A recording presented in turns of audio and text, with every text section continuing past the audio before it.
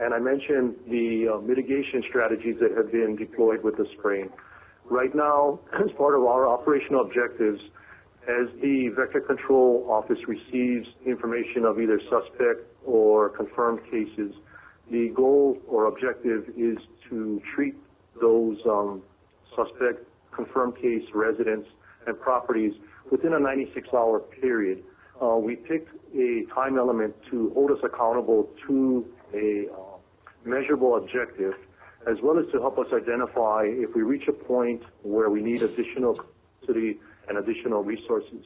Right now, in the response effort being made so far, we have established sufficient capacity to meet the current operational needs, but as the case numbers increase, there may be need for additional resources. And we're very grateful for the relationship that we enjoy with the Hawaii Emergency Management Agency, State Civil Defense, because any additional resources and requests for assistance, we coordinate that through that office and have always met with very quick response to our requests for assistance.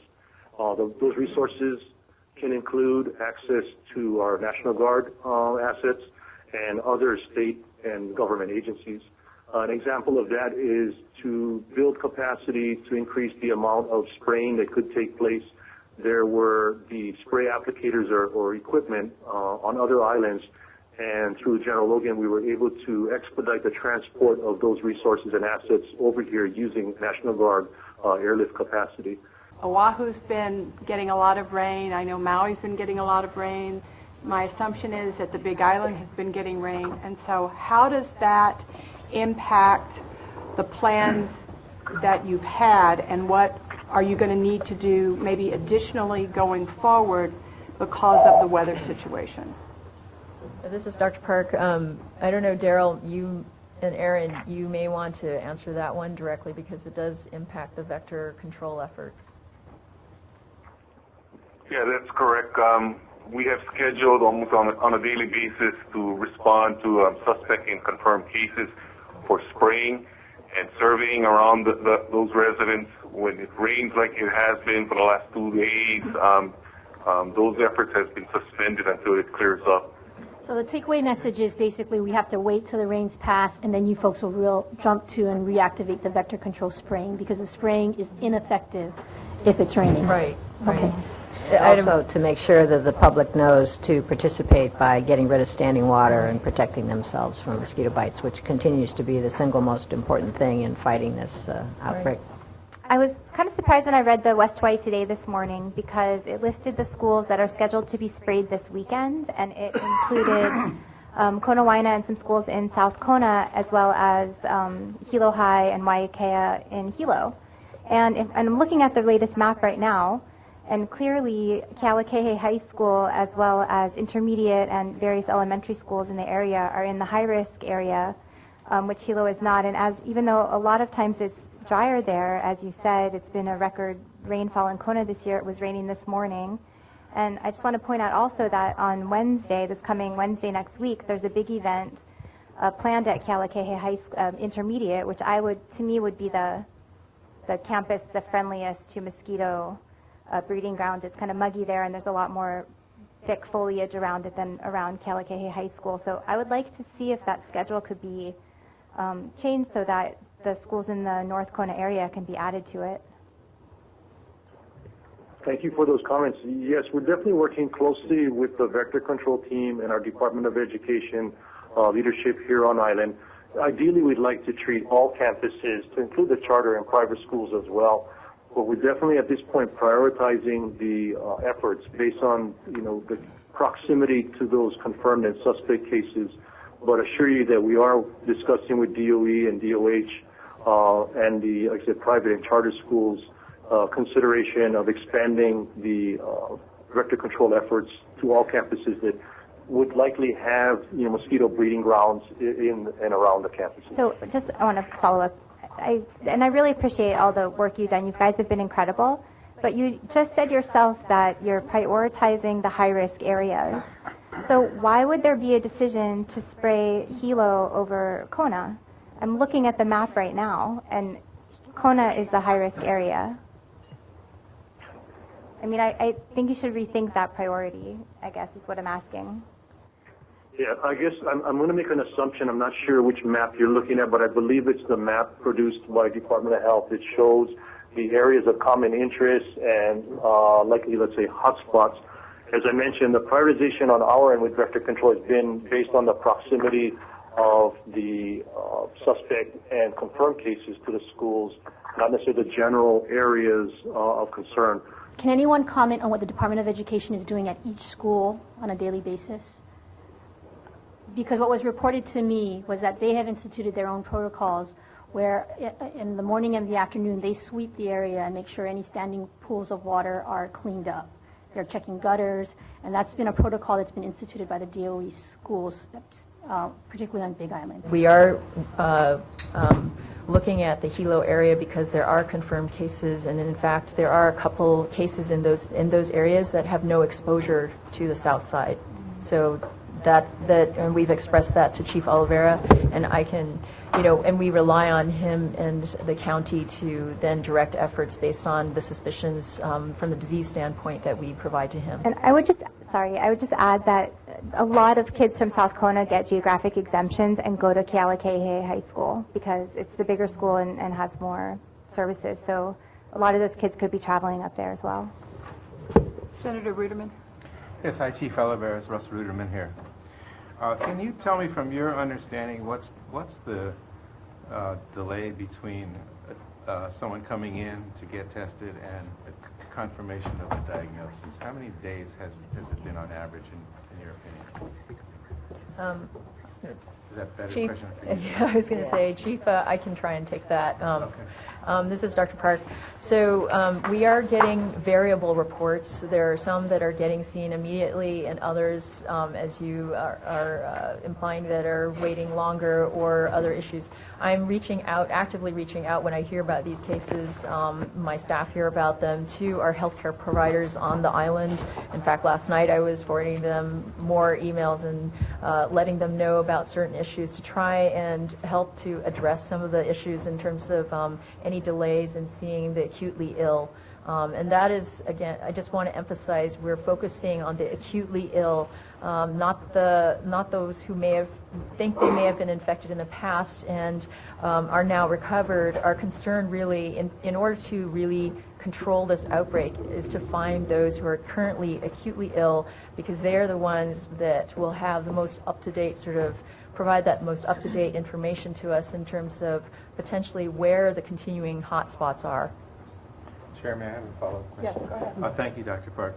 So what I've heard from my constituents is it has taken, in some cases, a week to get the results back. Perhaps one of the reasons is because there's no testing lab on the Big Island. It has to be flown to Oahu. Am I correct about that for a blood test? Right. The state laboratories, Dr. Whalen, our state laboratories director, answered on this question yesterday and confirmed that the state laboratories is located on Oahu. We process the specimens from the neighbor islands on Oahu, and technically it's not possible to have a lab located on the neighbor islands. I would point out that we are one of the only states that can do this testing. And that in the Oahu outbreak in 2011 and the Maui outbreak, actually was Maui, Oahu, Kauai, by the way. That was 3 concurrent outbreaks. Maui just overshadowed everyone else. But during those previous years, we had actually the first one in 2001, we had no capacity for testing. And then add to that, it was post 9/11. So we were completely dependent upon sending it out of state to CDC. In 2011, we had partial capacity, but we really still relied on sending it to CDC. Post the 2011 outbreak, our state laboratories undertook to make certain, fortunately with federal grant funding, to set up to have the capacity in state. They are turning them around as soon as they get them. There are some delays in terms of the reporting process because of the process for accessioning samples, and then to have the clinical commercial labs actually report them back to the clinicians. But as I understand it, Dr. Whalen is working very closely with his clinical lab counterparts to try and maximize the efficiency. And as we get feedback as well on those kind of things, I also forward that to him, and he forwards that to the clinical commercial labs to try and troubleshoot if we hear about certain issues, especially if it's one particular lab or over another. he tries to help them to fix those issues, because we know that we have recognized there have been and still are some issues on the reporting end. Can you explain to me why it's not possible to have a testing lab on the Big Island? You know, I'm not the laboratorian, so I'm not going to get into all the complexities, but I can guess that it's partly the equipment. It's not, you know, an inexpensive piece of equipment, and it's quite technical. It requires that the technicians that are using it are fully validated. They have to, you know, pass specific qualifications and tests, and then you have to justify having all of that there, you know, on a regular basis, and so, you know, in the long run, it's not possible to have it, you know, on one particular island over another, and so it is centralized. And I, again, still point out this is much better than having it on the mainland, where we still have to, you know, we all know FedEx is, we check the next day airbox, and it doesn't get to the mainland for at least 2, maybe even 3 or 4 days, so. Well, I wasn't suggesting permanently having the lab. I just think in times of outbreak, when the response to specific areas is so critical and so time dependent, that maybe a lab could be located on the Big Island to improve our response time dramatically while we have a crisis. Yeah, I understand your concern, but again, I'll defer that particular question to Dr. Whalen, but I know that from a technical standpoint, it's just not possible. We have a follow-up question on this side. All right. Yeah. My follow-up question is really the same point. You know, in the paper today, you said that this is early days. This is just the beginning of this outbreak. So if this is only the beginning and it's going to persist perhaps for a year or two, what is I don't think there is any technical barrier to having a lab on the Big Island. Either it's a financial barrier, so if there's a financial barrier, we can find out what the financial barrier is and address that. I think it would be very prudent to put a lab on the Big Island, and we'll provide the money if that's possible, and I think it's very possible. Thank you. We appreciate that. Let's try it from another standpoint. If in fact, because of technical expertise and equipment expertise, this piece of equipment is not given to being mobile, is it possible that we can improve the pickup and forward to the lab so that you minimize the downtime and you're not just necessarily waiting for commercial flights? And would that be a way to begin to address some of the Big Island representatives' concerns? Right, and thank you very much for that, Senator Baker, because that was a point I was hoping to make, is that Dr. Whalen is aware of some of the issues, the reports that we're getting, and has been working very closely to rectify the situation, because he has identified with the clinical commercial labs where there are delay points, and the clinical commercial labs are working very hard to eliminate those delay points in the shipping and again, the sessioning of specimens and then the eventual reporting, to try and minimize, because as I said, the state lab is turning around the specimens as soon as they get them. And so it's really minimizing the delays that are occurring as Dr. Whalen says, pre-analytic and post-analytic, and that's what they're trying to do right now. So we anticipate as with the next week or two, we will see a difference in the reporting. Is it a resource challenge right now to spray all of the schools in a tighter band of time? Because I think that Representative Lowen made a very good point that we would like all the schools in West Hawaii to be sprayed immediately, especially because these are where the large clusters of cases have been. And the kind of the follow-up additional question is, I noticed that the governor has worked with the Department of Health and the team to potentially access the National Guard. Is this the scenario in which to quickly and densely spray everywhere, because I'm sure it's going to have to be repeated routinely or however the protocols are, is this the time to call in those extra resources to make sure that we don't not do Kealakahe this particular weekend? Chief, are you still there? Yes, no, again, appreciate the comments, and we will be continually reviewing our strategies and schedules. If we were to, make the decision to immediately begin to spray all schools, definitely we would need additional capacity, which we would reach out up through the appropriate channels to get. As I mentioned, right now the prioritization was based on proximity to those confirmed cases. But again, we are looking at how can we address all the school campuses, not just DOE, but charter schools, private schools, all of them on island, to do some proactive and preventative treatments. So it's definitely on our list or on our radar, and it's a matter of just discussing internally and coordinating with DOH and DOE. Because part of it too is we need to do it at times when there's no one on campus. So it is ideally the weekends that we'd be doing the spraying. So yeah, we definitely appreciate the comments, and we'll be continue looking at our schedule and plan of action. And this is Ginny. Just to add to what Chief Oliveira said, I think it's important to recognize that the Centers for Disease Control does not see spraying as the most effective means of eradicating this outbreak. It's not the best way to prevent the continued outbreak is to protect people from mosquito bites, but that's more that these mosquitoes don't go very far, and so if we get rid of the standing water and the mosquitoes in the vicinity where people are, that's going to be the most effective way to do it. And spraying broadly is not an effective means. One thing I would like the legislature to consider is that there is some early science behind bringing in using sterile male mosquitoes, and I think Dr. Park knows the details on that, which would be an exciting thing for us to consider doing.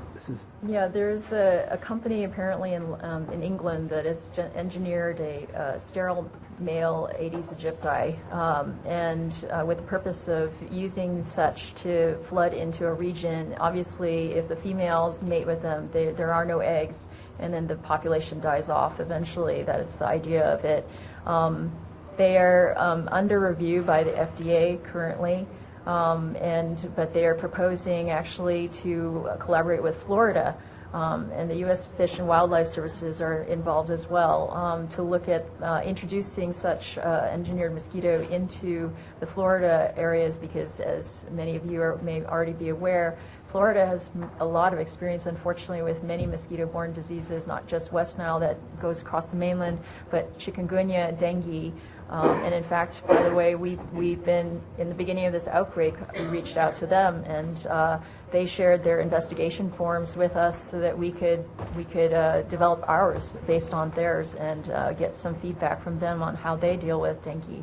So this is an interesting development, certainly, and actually we had been approached, ironically, some months ago by the U.S. Fish and Wildlife Services to just sort of give us a heads up on this idea, because they felt that Hawaii is ideally suited for this kind of thing, because we are isolated from anyone else, quite obviously, and so introducing such a species into our mosquito populations has a chance of actually eradicating it. The whole idea of developing such a mosquito actually was more from a endangered species sort of bent, in that apparently there is such a thing as avian malaria, and it's quite deadly, and the U.S. Fish and Wildlife Services folks here felt that it would be very beneficial to our native birds. Still under review by FDA, with the hope that FDA will approve it for use in this country. But I think given our current issue, it might be something, consideration for the legislature to put forward a consideration, our sort of support for, favorable review, and potentially put forward Hawaii as a potential place to utilize such, because honestly, if we had none of these mosquitoes here, it would never be a threat. But at some point, this outbreak will be over. That threat will never be over. Chair, I didn't finish that follow-up. I apologize. With all due respect to recommendations, and that was a much longer answer to something I didn't ask about introducing an experimental and possibly valuable plan down the road. We're in the middle of an acute outbreak, an epidemic with people that are sick at home. So I think I want some more clarity on, if I'm looking at the red zones, and these are the highest areas, maybe I don't understand properly. Does the CDC, is it not one of the priority? I understand prevention is a priority, but is one of the priorities not spraying in areas where there is a current outbreak? Maybe I'm wrong about Yeah, that. no, I've had extensive discussions with them, and even this morning reviewed that as well. So there is part of the strategy is strategic spraying in certain areas where there's epidemic potentials, but it's very focused. It's not widespread spraying. They quite frankly tell me if anyone thinks here, and they basically were checking with me, if you're thinking that spraying is going to eradicate the mosquitoes, you need to shift gears. No, but at a school where there's a gigantic number of students that are living. May I finish? Well, I didn't get to finish my question, so I guess Sure. we're going to have a dialogue. And don't shake your head at me like that. Epidemiologist, you do. No, your attitude is a problem. Just ask the question. Senator, just ask the question, please. Yeah, the question is, when we have many cases in a clustered area, is it appropriate to spray? I was told by email that you sprayed 54 places about 5 days ago. I assume that was an important part of the strategy, to spray places strategically. And I think Representative Lowen's question was, is it strategic to be spraying in West Hawaii where you, on your map, show that this is the highest risk areas?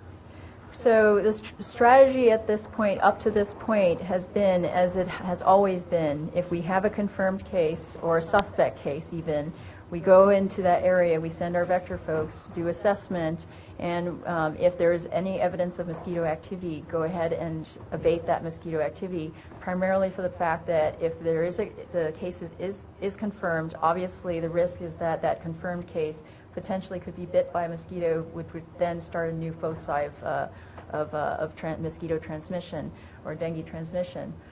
That is part of the strategy, that's for certain, and that won't change. The additional strategy at this point that I've been in discussion with CDC is shifting gears to now really looking at where are certain areas that we can really find, it's essentially, this is why we're sending our vector folks to set traps, to look for areas where there are pockets of Aegypti. Because if there are pockets of Aegypti and they coincide with the areas of confirmed cases, that potentially could be an area for target for abatement. However, the CDC folks caution and say this is purely to decrease the potential for disease. They said do not think this is going to eliminate the disease, and they keep reiterating to me that we need to keep up the Fight the Bite campaign and try to get people to get rid of standing water throughout the entire areas, and to focus on that more than anything else. And so that, I'm just merely saying that there are these strategies that they're conveying to me, and we're employing them right now. And as we move through any outbreak, the strategies shift to move with what's happening in the outbreak. Question on this side. Go ahead.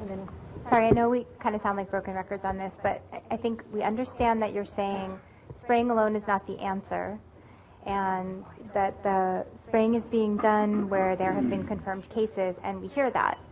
And I hope that you're hearing us say that we believe, if it's not the only solution, it's still part of the solution. Why is this part of the solution being applied in an area that, to my thinking is a equal or less risk at this point than, some of the areas in Kona? It might not be every school. I think some schools are much drier, less, trees and shrub on campus, but some of them I think have real potential. At what point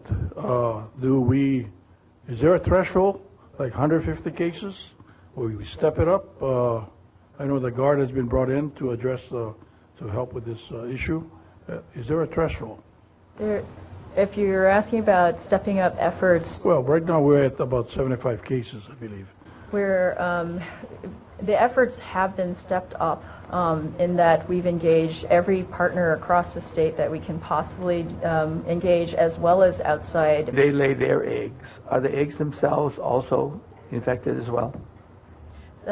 It's been demonstrated in a laboratory at one point that potentially that could happen, but in reality, and I've asked this of the CDC folks, the dengue branch folks, have you observed this? Did you know specifically their entomologists? I've asked them, and they said in the real world they've not really seen this as a factor, and they discount it.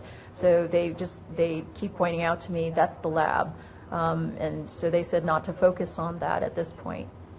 So, the issue of standing water, that's where they lay the eggs. Mm-hmm. If the eggs themselves are not affected, then that's why perhaps the CDC says the spraying of those populations, unless you get the active ones flying around, is not going to be effective because mosquitoes lay eggs and they continue that process, right? Can you speak more to how you are reaching out to clinicians? Has that escalated? I have seen an email saying that there might be a email distribution list that providers can come on or clinicians can come on. Can you speak to that, or maybe Toby can speak to that? Yeah.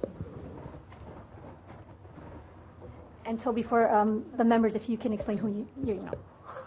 Thank you. Sometimes my children wonder. Hi, I'm Toby Claremont. I'm the Director of Emergency Services for the Healthcare Association of Hawaii. And I operate a 130 organization healthcare coalition.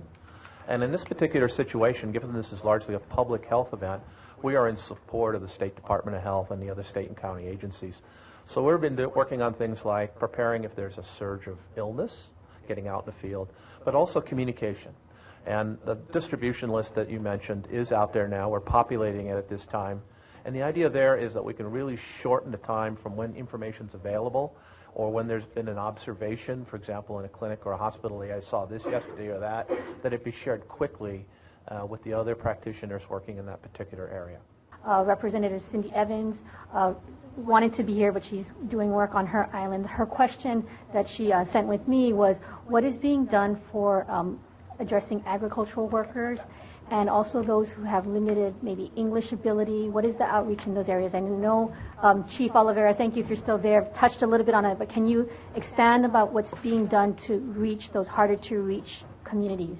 Sure, I'll open up with that. I'm sure you would probably want to add some as well. Sure. Right now, we're creating multidisciplinary teams, and this is comprised of our EMS service providers, so the fire department's EMS personnel, in partnership with other organizations. As an example, besides the Department of Health, it is Hope Services, some of the other social service providers, and we're looking at one segment of the population is obviously the homeless. How do we reach out, get them into the system, especially if they're symptomatic, and get them access to health care? As your question related to the agricultural workers, we're working through the county's research and development and other departments and partners that have relationships with the agricultural community. As an example, the coffee co-op organization, which is representative of many of the coffee farms in the Kona area, West Hawaii area, and even island-wide, can be used as a conduit through the employer down to that agricultural worker. We know that many of them will be migrant workers that may have language barriers as well as just access to healthcare challenges and other things. So we are looking into different vehicles and conduits to the different segments of the population that otherwise may not be informed, may not be getting information, may not have access to healthcare. And I think going back to the issue of capacity with the healthcare system, as Toby folks are reaching out and trying to coordinate information dissemination and the resource inventorying of capability on item with the healthcare providers, it's understanding that in these rural areas there are no healthcare services necessarily, and how do we address that need, because that's a long-term problem aside from this outbreak. So we are working together and using what resources, creative resources on island, such as our EMS providers, might provide additional capacity when you start talking about drawing, blood samples, etc. But again, going back to your question regarding the agricultural worker, we are using those contacts, relationships, and vehicles here on island to reach out to that segment of the population. One of the things that maybe we don't do a good job of sharing with the community and you folks as our lawmakers is that the standing up of an emergency operations center like we have here on the Big Island is truly a all-inclusive operation. So from the very get-go, the initial briefing that we had back on November 4th included the Hawaii Visitors Bureau, who is our link or conduit to the resort and visitor industry locally. Through that individual, we have information going out on a regular basis to the resort operators, as well as to some of the smaller tourism industry partners out in the community. And he's also a direct link to HTA. So we are all dialed in together and recognizing that the visitor population is also another group that needs to be kept informed of what they can do, because there's two things to this. One is we want our visitors and anticipated visitors to still see the Big Island as a destination that you can have an enjoyable, safe visit here. They shouldn't be canceling plans and basically avoiding coming to the Big Island. If you follow the guidance that was put out by Department of Health, you can have a very enjoyable experience on the Big Island. The other thing is that our resort partners do an excellent job of maintaining their properties to reduce the likelihood of any kind of exposure while you're staying at the resort properties. As was alluded to earlier, the treatment of areas besides the schools, our Parks and Recreation, both county and state, are looking at their properties and identifying issues there that they can mitigate to lessen the breeding grounds of the mosquitoes and, again, try to lessen the potential points of contact. And it takes us back to the original notification and point of suspect, which is Ho'okena Beach Park. We've had active discussion and we're fielding questions from the public as far as how long could we maintain the closure of that beach park. And what we're basing a lot of the decisions on as far as maintaining the closure is trying to outlive the breeding or the life cycle and basically the possibility of the virus going beyond the past life cycle of the original population of mosquitoes and taking this out. So again, we're looking at at least a few months possibly of keeping that park closed to provide an opportunity to control the mosquitoes and basically take us beyond the life cycle of the original maybe infected population of mosquitoes. So a lot of coordination is going on locally on island with the visitor industry and recreation industry.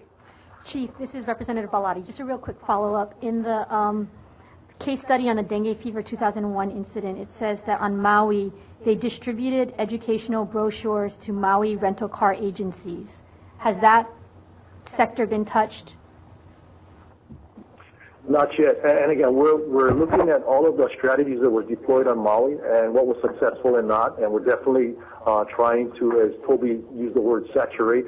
We definitely want to saturate the community with information on, again, not just understanding the virus, but what people can do to protect themselves.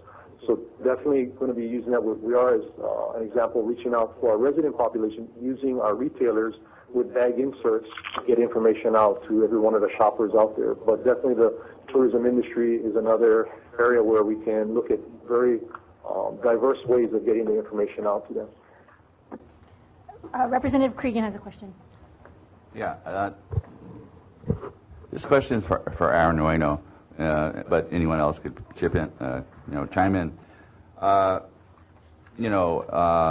vector control people told us here last week that there were older maps of the 80s Aegypti concentrations.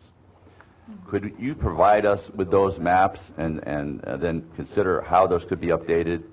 Because I think if we know where the 80s Aegypti is, people should avoid those areas. We know Ho'okena Beach Park was a focus, and I think there are other foci that are known, and the public is not aware of those. So if you could provide those maps to us, or you could, we'd be grateful for that. Thank you. And I would caution folks in thinking that the Aegypti is the only risk. Actually, we're quite concerned about the heloci because it's teeming with albopictus, right. And that has, from the previous outbreaks, that's the mosquito culprit for the outbreaks and the previous outbreaks. So both are equally capable. We worry about Aegypti more from the strategy for stopping the outbreak because we know it's the more aggressive of the two species, so that we hope that by targeting the more aggressive species, the one that's most likely to contribute to having this disease set up shop for the longer term in an area, that hopefully by that, as well as a combination of the public health education campaign, we will see an end to the outbreak. But it doesn't mean that the albopictus species is any less of a concern. So there's that. As far as the updating of the maps, we would very much like to update those maps as well, and that's also, as I mentioned earlier, the trapping strategy, and that's what we're working on right now with our colleagues at CDC. And in fact, I've actually requested entomological support from them. So that entomological support will support our entomologists to strategize the setting of the traps, to assess the data that we get, and hopefully develop some new maps that will better inform Chief Oliveira in terms of the vector control efforts. Thank you. Senator Ruderman. Thank you. I heard Dr. Toby, forgive me, I didn't catch the last name, I think you said that you expect to reach all providers by the end of November. Did I get that right? Is that right? Okay. Claremont is the last name. Excuse me? Claremont is his last name. Fairmont. Thank you. So my question, it may not be to you, sir, but why in this age of databases and emails and computers, don't we have a database of all providers that we could reach within a day or two instead of a month or more?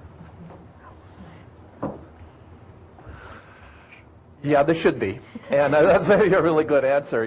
Well, we have organized lists today that we use daily, quite literally, between the hospitals, the clinics, the assisted living, the hospice, the home care, all those.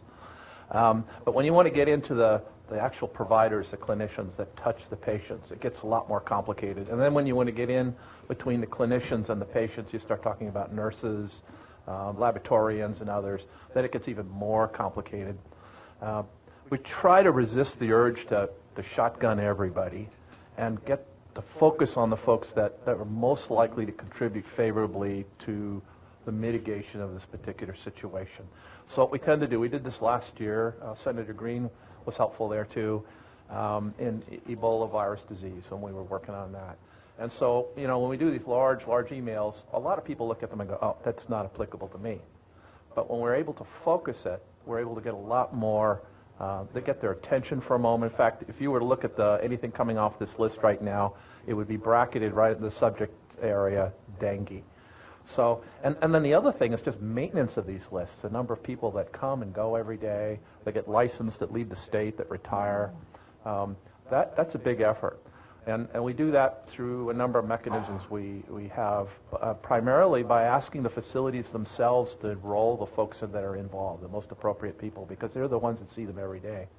So, yeah, it sounds like a simple thing. You could easily get a lot of people, but what we're interested in are the people that can do something about it, that have an interest and have a responsibility to take action. Are you saying that if we had a lot of people on an email recipient list about a subject like dengue that's in the newspaper headlines, that those people wouldn't pay attention to that email? No, sir, I don't think so. I know that they are paying attention, but what we're trying to do is feed them what we call a push as opposed to pull. When you read a newspaper, you're pulling that information. You have to pick it up or you have to go online to read it. That's the way Facebook and social media works. What we're actually doing is pushing it out there. So, for example, if we got information out there that says, oh, this is the latest update from the Department of Health on the management of dengue, we would push it out there, and then all you have to do is click a link on there, and you've got it. And that tends to, from our experience, work better, especially in the more rural areas of the state where people aren't sitting in a computer, in front of a computer all day. Well, let me explain why I'm so... First of all, I find it shocking that it takes us a month to reach every medical provider on the day. It won't take a month. Yeah, it won't take a month. Apparently it did. It did this time, right? Well, we started on Monday this week. Out to all Big Island providers immediately? We started, again, I sent out a medical advisory, and by the way, when I send a medical advisory, it doesn't just go on our list. I also send it to the chief medical officers via the executive director of their group to help with the penetration again. As Mr. Claremont alluded to, we know that our lists are incomplete, and I employ other partners immediately to try and get the word out, and I rely on those partners to help me do that. So we have been employing gradually more and more partners along the way to try and get the word out. When we started to get feedback about the issues with the healthcare providers, that as a healthcare provider myself, when I wear that hat, that was very concerning to me that my colleagues out there were not getting the message, hence the medical grand rounds that I gave at Hilo Medical Center. I offered to do grand rounds also on the Kona side, but their physicians there have said they're handling it, so I'm on standby with them. I reached out to the neighborhood health centers via the Primary Care Association, because I worry about, most honestly, not so much the hospital physicians, because I know they're getting the messages from the facility themselves, but I worry about the lone physician, provider, nurse practitioner, physician assistant, or other holistic providers who are out in these very rural areas. That is a big concern of mine, and it's as well as the population in those areas. How do we reach them better? And it is a concern, an ongoing concern, even outside of this outbreak. How do we reach them on a regular basis? Because they don't seem to make it on all the lists, and there doesn't seem to be a good universal list to get to them. Okay, I know this is just anecdotal and it's not scientific from your point of view, but this is a friend of mine's experience. She went to the Gila Hospital emergency room. It took 8 days for her test results to come back to say she has dengue fever. The following week, her pregnant daughter, 8 months pregnant, went in, was sent home with urinary tract infection, but medicine for a urinary tract infection, when in fact she had dengue fever, and she was the daughter of someone who was just diagnosed with dengue fever. This was a misdiagnosis after the headlines were out, and not in a rural setting. And I hear of these misdiagnoses all the time. Unfortunately, I can't be responsible for every medical provider out there. I can only try to educate them as much as possible.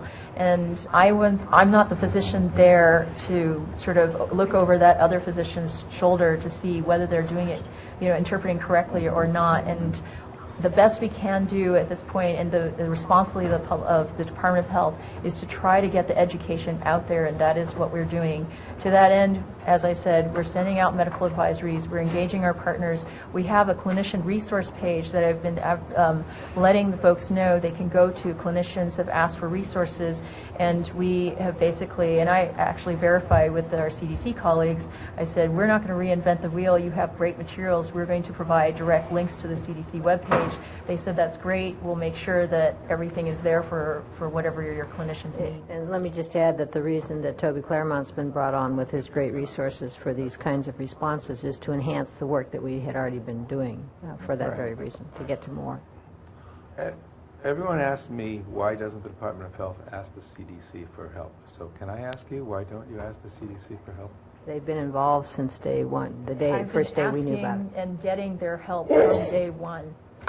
Well, this person that got sick talked to the Puerto Rico dengue fever office and said that if the Hawaii Department of Health asked them, then they'll come out and provide help, but they haven't been asked. This was from 2 days ago. I spoke with Dr. Lyle Peterson, who's the director of the vector-borne disease at CDC in Fort Collins yesterday, and he verified that no, they would not send out a team of people out here. We have their day-to-day involvement in the team. We're getting their expertise and their advice. As far as boots on the ground, we are better with our own local folks who know the community than trying to bring in someone from the mainland who doesn't know our community at all. As far as the actual disease process and all of that, we have that input and advice about how to go about this. So just to clarify, have we ever asked the CDC to help us out here in Hawaii in this outbreak or not? Exchange emails. I mean, this day and age, we can exchange data instantaneously. They're looking at the data alongside me, so and I would state that, on the call yesterday, he commended to our director the work that we're doing, that we're on the right track, and he said to keep it going that way. I'm just going to repeat my question until I get a clear answer. Did we ever ask the CDC to come out and help us? There is no reason to ask them to be on the ground here when they have full visibility of everything. I'm sharing everything with them, and they're advising me every step of the way. Let me re-ask the question. Yeah. At what point will the CDC, if we were to ask them, say yes, what is the situation that would be caused that would have to be here for us to make that request? And then... Because I think there may be a misunderstanding of what the CDC can provide. Right. The CDC does not provide clinicians, correct? No, correct. The CDC does not provide on-the-ground surveillance. No. Okay. What is it that They the provide CDC technical provides? advice. Okay. We provide the ground support. Sometimes they might supply one person, two people extra for manpower. But I have 4 applied epidemiology fellows through the Council of State and Territorial Epidemiologists, in addition to my own staff, in addition to staff within the department that work epidemiologically. So epidemiologically, we are in a better place today than we were 10 years ago. On the entomology side, I'm heavily consulting with CDC, and in that regard, as I said earlier, I have requested entomological support, and we will be getting entomological support in the form of traps, as well as a senior entomologist on the ground. From the laboratory standpoint, there is no need to have laboratorians here because we have a laboratory that can handle Dr. Whalen assured everyone yesterday they can handle actually triple the workload they're doing right now.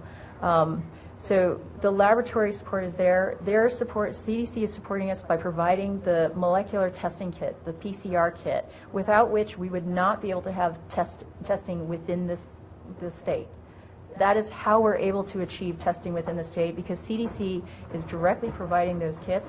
They're directly providing the training of our laboratorians and advising us, and then they are also providing testing back at their laboratory in terms of the complex sequencing that can only happen at their laboratory in Puerto Rico. Okay, Representative Lowen has been very patient. Thank you, Representative. She has a question. Just going back to the discussion of how to reach hard-to-reach populations, because I think we have established that the most important thing people can do is avoid getting mosquito bites, at least if I'm understanding everything correctly. So, and I know you're partnering with DOE. So I'm wondering if with that partnership with DOE involves, making sure to send home information to parents, because even if populations are hard to reach, most of the kids still go to school. And in addition, they should, identify who's speaking other languages at home and have information to hand out in Spanish, in Marshallese, in the most common languages. So is that happening already, or? Chief Oliveira will let you answer that. Yeah, apologies. We're having difficulty hearing some of the speakers, so the question could be repeated. Are you currently partnering with DOE, Department of Education, to send information home with children? Because I think that's one effective way to reach hard-to-reach populations. And in addition, we should make sure that that information is translated in cases where there's a different language that's the primary language spoken at home, at least in the most common languages like Spanish and Marshallese and things like that.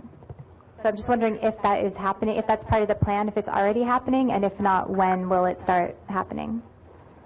Okay, as I understand, you're asking if we're utilizing the DOE system to get information home via the students to the families, if that's correct. Yes, from the very first day on November 4th, we identified, like I said, in the past, we've had great success in getting information into the community using the DOE system, and we have a great relationship with the complex area superintendents here locally. So we produced a flyer that day and got it into the complex area superintendent's hands for reproduction and dissemination and distribution to go home with the students. We look to you as being the expert with all the measures that have been taken. And I know that a lot of people out there working hard, the counties, and the concern, yeah? How confident are you that we will stem this problem that's currently happening?